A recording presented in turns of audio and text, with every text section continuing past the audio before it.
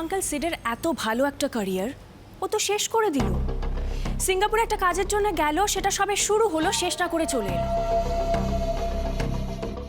সিঙ্গাপুরে অফিসের সাথেও আমার কথা হয়েছে, ওরা খুব সিরিয়াসলি টেক আপ করছে ম্যাটারটা। ইনফ্যাক্ট হেড অফিসেও মেল করেছে ওরা। আমি তো বুঝতে পারছি না এত ভালো একটা ক্যারিয়ার এভাবে বদনাম করে দেবে। ওর তো কোনো হুঁশও নেই। আঙ্কেল প্লিজ এবার আপনি বোঝান ওকে। সেটা বোধহয় সম্ভব নয়। আমার তো মনে হচ্ছে সিদ্ধার্থ পুরো ফ্যামিলির অবস্থা দেখে নিজের কথাটা ভাবতেই পারছে না। সিরিয়াসলি আন্টি, ভাই যদি এখন মিঠাইকে নিয়ে এ বাড়িতে এসে ঢোকে, ওকে আর বাঁচানো যাবে না, ওর পুরো লাইফটাই নষ্ট হয়ে যাবে। কি বলুন তো আন্টি, আমি না ভাইকে নিয়ে খুব প্রাউড ফিল করি। ওর এই অবস্থাটা আমি মেনে নিতে পারছি না। দেখুন সমরেশবাবু, এই গোটা সময়টা তো আমি দেশের বাইরে ছিলাম, তাই খুব বেশি কিছু জানি না। কিন্তু তাও যেটুকু খবর পেলাম তাতে মিঠাই যে একেবারে নির্দোষ সেটা তো মনে হচ্ছে না।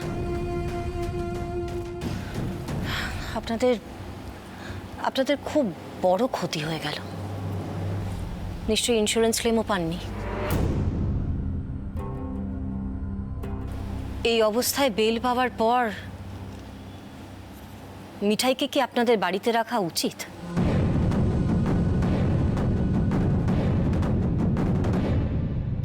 মানে দেখুন, যখন কেস চলবে তখন আপনাদের দিকটা তো একেবারে নড়বড়ে হয়ে যাবে, তাই না?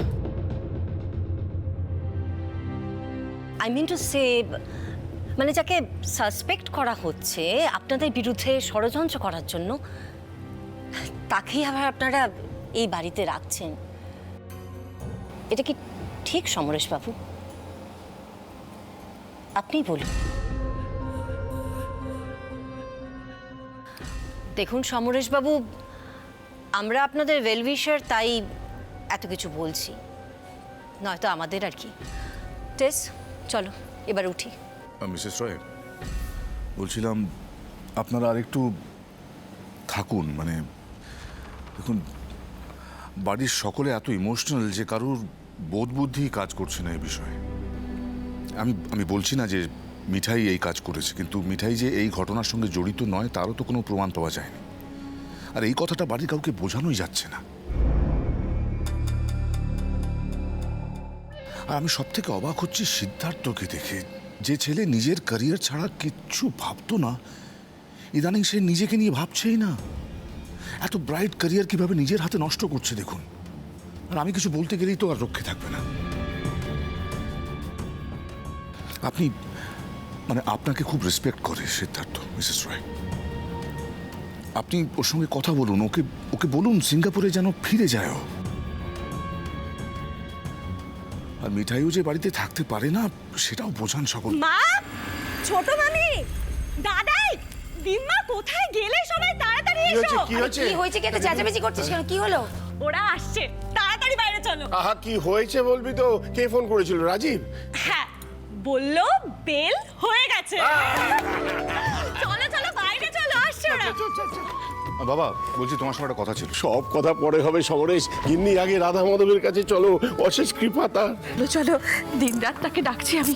এই নন্দা, তুই ঠাকুর ঘর থেকে শাকটা নিয়ে যা, গলি থেকে ওকে শাক বাজিয়ে নিয়ে আসবি। চলো চলো চলো সব। এই অপা, মনে হচ্ছে না বুকের উপর থেকে একটা বড় পাথর নেমে গেল? কি যে শান্তি লাগছে কি বল। আরে ওই তোষা আর ওর মা এসছেন। বাবা মা তো দেখেও যেন দেখলেন না, কিছু হবে না তো?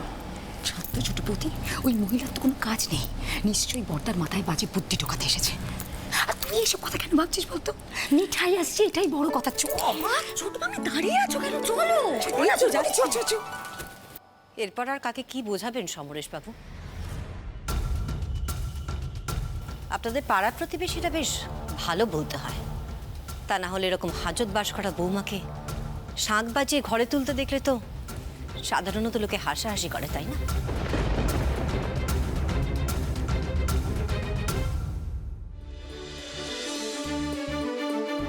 এই নন্দা ফোনে কি বললো রে? হ্যাঁ মানে ওরা বেল ঠিক মতো পেয়ে গেছে তো, সোজাসুজি এখানেই আছে তো। তাই তো বললো তোমাদের জামাই। বাবা অপা, কি ব্যাপার গো? মিঠাই মিঠাই বাড়ি ফিরে আসছে গো, বেল পেয়ে গেছে, এই মাত্র খবর পেয়েছি আমরা। এই তো এসে গেছে। গিন্নি, ও গিন্নি, বলছি শাঁখটা বাজাও মামি ডার্লিং।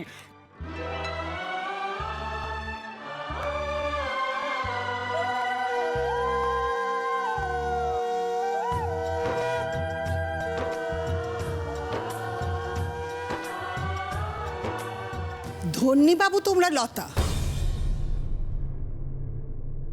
আদিক্ষেতার একটা সীমা আছে সত্যি।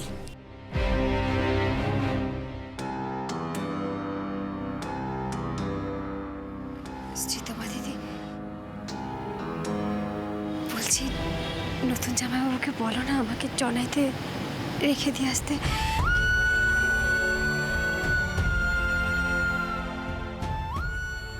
আমি ওখানে থাকলেই ভালো থাকবো।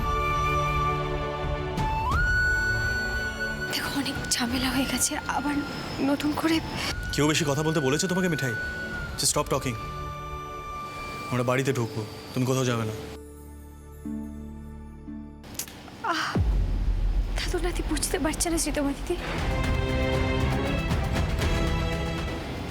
আমি পাড়ার লোকের জন্য বলছি না, এ কথা তো সকলেই বলবে। আমি জনাইতে থাকলে সুবিধা হবে, আমি বলছি শোনো। লতা, তুমি ওদের স্পষ্ট ভাষায় বলে দিতে পারছো না যে আমাদের বাড়ির বউ আমাদের বাড়িতেই থাকবে? কি হচ্ছে কি? তুমি তুমি এসব বলছো কেন? একটু চুপ করো না, এদের সঙ্গে কথা বাড়িয়ে লাভ আছে? কথায় তো শুধু কথাই বাড়ে।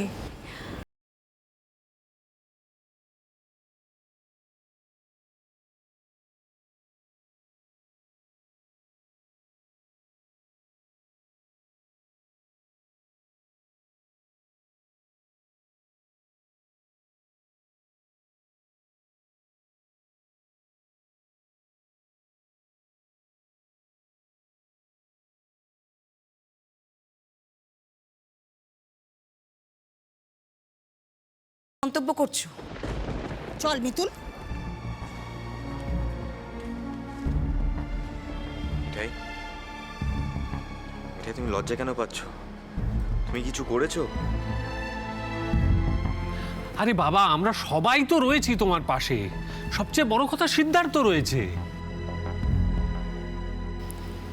শ্রীতমা দিদি বলছি, তুমি সবাইকে একটু বুঝিয়ে বলো না গো, আমি চাই না আমার জন্য কেউ কথা শুনুক। মিঠাই সবসময় সবাইকে ভালো রাখতে চায়, হ্যাপি রাখতে চায়।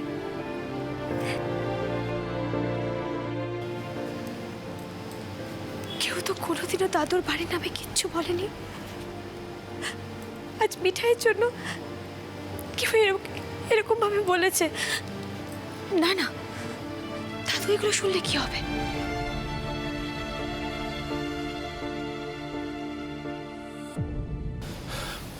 শোনো মিঠাই, আমার না একদম এসব সহ্য হচ্ছে না। বাইরের লোকজন কি বলে সেসব নিয়ে ভাবনা চিন্তা করে কোনো লাভ নেই। চলো ভিতরে, চলো চলো।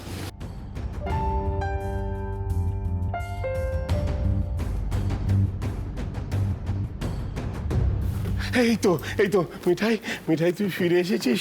উফ, রাধা মাধব জোর বাঁচিয়েছেন। ওকে নি, ওর মাথায় কি সব ফুলটুল ছোঁয়াবে, ছুঁয়ে দাও। বাবা, আমার তোমার সঙ্গে কিছু কথা ছিল। কি কথা সমরেশ? মিঠাইকে ভালোভাবে ঘরে ঢুকতে দাও। এটা কত কষ্ট করেছে দুদিন। ঠাকুর তোর মঙ্গল করুন মিঠাই।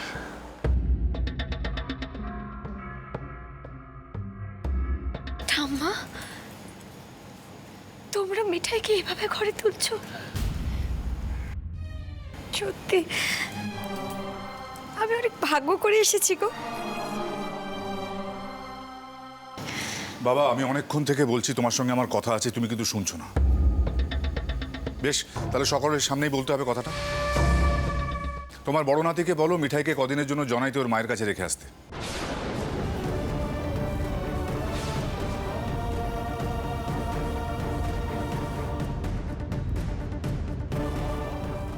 মানে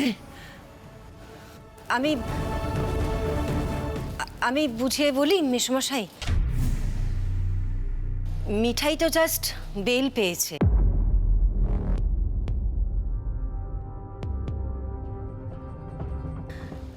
মানে ওর বিরুদ্ধে যা যা অভিযোগ আছে সেগুলো তো পুলিশ এখনো তুলে নেয়নি। কেস যখন হবে তখন পুলিশ মিঠাইকে কাঠগড়ায় আসামি হিসেবেই তুলবে।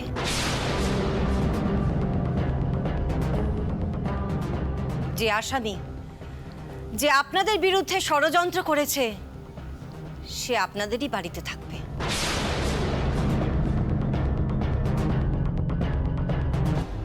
এটা তো প্রসিকিউশনের পক্ষে এভিডেন্স হিসেবে খুবই খারাপ হবে, তাই না মেসোমশাই?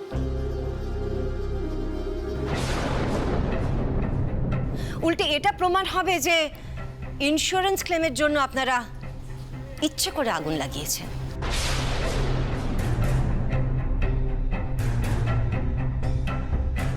কিন্তু মিঠাইয়ের বিরুদ্ধে কোনো অভিযোগই তো প্রমাণিত হয়নি, সেরকমই তো বললি তোরা সিদ্ধার্থ, তাই না? মামি ডার্লিং, এত ভেঙে পড়ার মতো কিছু হয়নি। আসলে রেবতী ম্যাডাম উকিল তো, তাই উনি ওই আইনের মারপ্যাঁচগুলো বোঝাতে চাইছেন শুধু। কিন্তু দাদাই, এই বাড়িতে কি ঘটবে সে সিদ্ধান্ত নিশ্চয়ই আইনের ভিত্তিতে হবে না। রাজীব, সিদ্ধেশ্বর মোদক এখন অবধি সব সিদ্ধান্ত তার মন থেকে নিয়েছে। ওসব কথা এখন থাক রেবতী, এটাকে তোমরা ঘরে নিয়ে যাও। না বাবা, তা হয় না। মানে আমি বলছি না মিঠাই দোষী, কিন্তু মিঠাই যে সম্পূর্ণ নির্দোষ তারও তো কোনো প্রমাণ নেই। বাবা, সবকিছু আবেগ দিয়ে বিচার করলে চলবে না। দাদা, তুমি এসব কি শুরু করলে বলো তো? আজ এত কাণ্ড করে মেয়েটার বেল গ্রান্টেড হলো, আর এখন তোমার এই ঝামেলাগুলো না করলে নয়। সবাইকে একটু থিতি হতে দাও।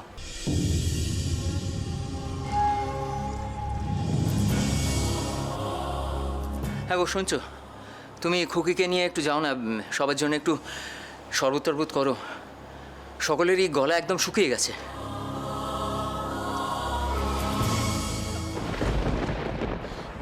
হ্যাঁ হ্যাঁ, সেই ভালো।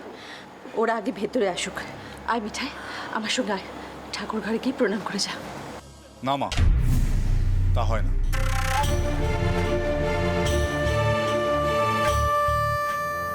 আর তোমরা এর মধ্যে ঢুকো না প্লিজ। মিঠাইকে কেউ জনাইতে গিয়ে পৌঁছে দিয়ে এসো। অমু, তুই তো অন্তত বিষয়টা বোঝ। উফ, আমি না পাগল হয়ে যাব সবাইকে বোঝাতে বোঝাতে। এত বেশি আবেগ দিয়ে চলো না তোমরা।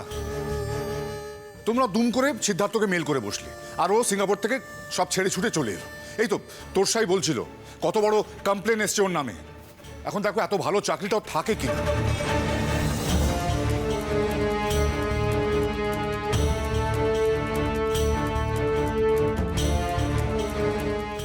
নতুন জামাইবাবু,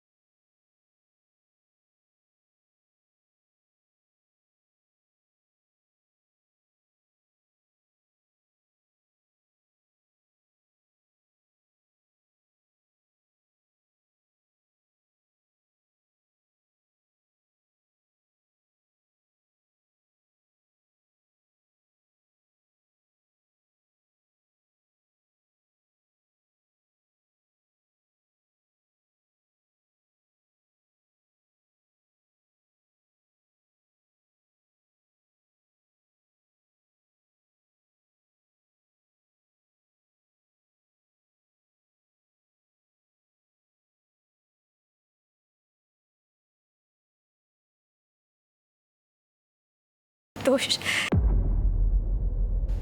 তখন যদি তোমরা মনে করো তাহলে মিঠাই এ বাড়িতে ফিরে আসবে।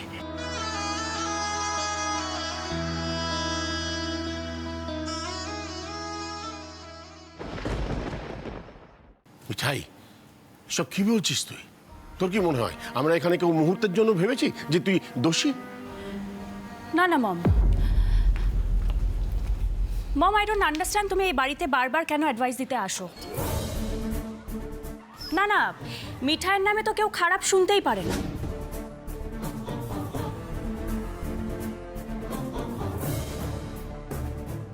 তাই না? উল্টে সবাই মনে করে আমরা ভিলেন। আমি মিঠাইকে অনেকবার করে রিকোয়েস্ট করে এসেছিলাম যাতে ওর এই ব্যাপারে সিটকে কিছু ইনফর্ম না করে, বাট দেখো তাও তো ইনফর্ম করে দিল। আর এখন ড্রামা করে বলছে যে ও সিডের ক্যারিয়ারটা নাকি নষ্ট করেনি। অলরেডি তো নষ্ট করে দিয়েছে। সিড ওর কাজ ছেড়ে এখানে ছুটে চলে এলো ইরেসপন্সিবলের মতন। আর এখন সবাইকে বললে কি বলবে? না না, মিঠার তো কোনো দোষ নেই, ও নির্দোষ। তাই তো?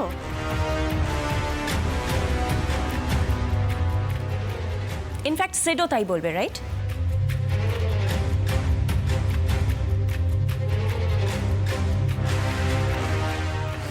Seed, have you checked your laptop? ল্যাপটপটা খুলে দেখ সিঙ্গাপুর অফিস থেকে কি মেল করেছে তোকে। তোর বন্ধু হিসেবেও আমার লজ্জা করে।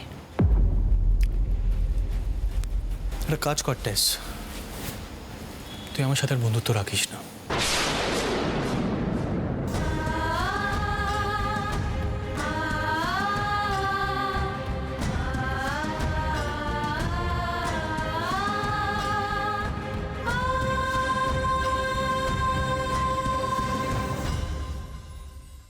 মানে মম, ডিড ইউ সি? দেখেছো ও কিভাবে রিঅ্যাক্ট করছে এখন?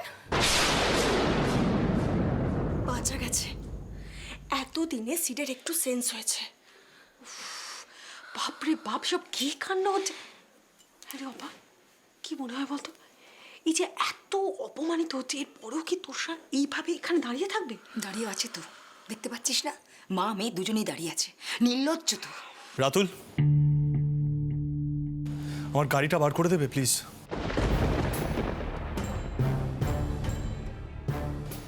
মিঠাই, তুমি এখানেই দাঁড়াবে, কোথাও যাবে না। আমি এক্ষুনি আসছি। দাদা ভাই, দাদা ভাই শোন।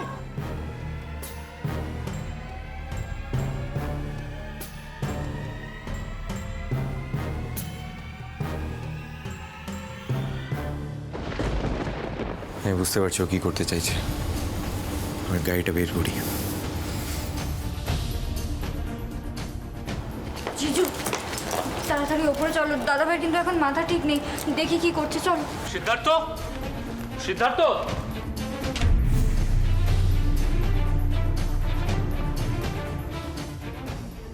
আমি না বুঝতে পারি না বাবা, তুমি সবসময় এগুলো বাড়িতে কেন অ্যালাউ করো? বোঝো না দাদা ভাইয়ের এতে কতটা খারাপ লাগে।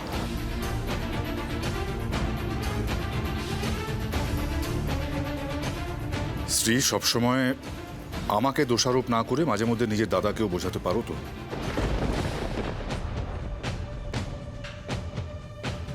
কি চাইছো তোমরা সকলে মিলে? ওর সবটা শেষ হয়ে যাক।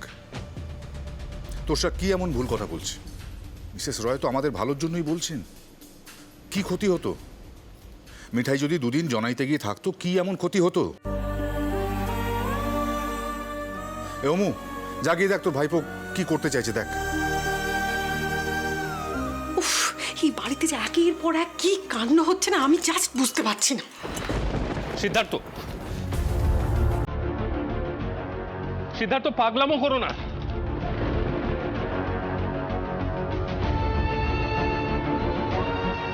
দাদাই, আপনি ওকে একটু বোঝান। সিদ্ধার্থ, না রাজীব দা, প্লিজ না। আমি এতক্ষণ ধরে মুখ বুঝে সব সহ্য করছি, আর না। সিদ্ধার্থ, আমার কথাটা শোনো।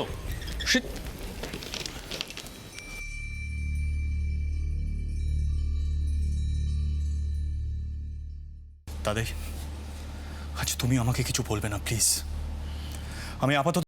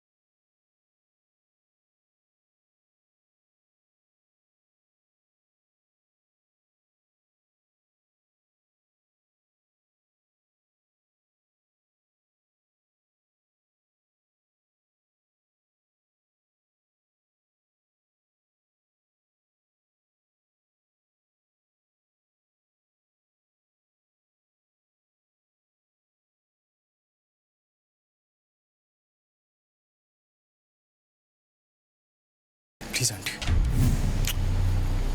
স্যার, উইথ ডিউ রেসপেক্ট, মিঠাই কিন্তু আমার মায়ের খুব ক্লোজ বান্ধবীর মেয়ে। আর যদি আমার মা বেঁচে থাকতো তাহলে মিঠাই এর অপমানটা হজম করতো না। আর যে মেয়ে এতদিন ধরে আমাদের বাড়িতে আছে, যে মেয়ে এতদিন ধরে সবার এত উপকার করছে, সবার জন্য দিন রাত খাটাখাটনি করছে, এমনকি সিদ্ধেশ্বর মোদক গ্রুপেও তার কম কন্ট্রিবিউশন নেই স্যার, সেই মেয়েকে আপনি চলে যেতে বলছেন? আর যদি মিঠাই বাড়ি থেকে বেরিয়ে চলে যায় তাহলে এথিক্যালি আমি ওই বাড়িতে থাকতে পারবো না স্যার।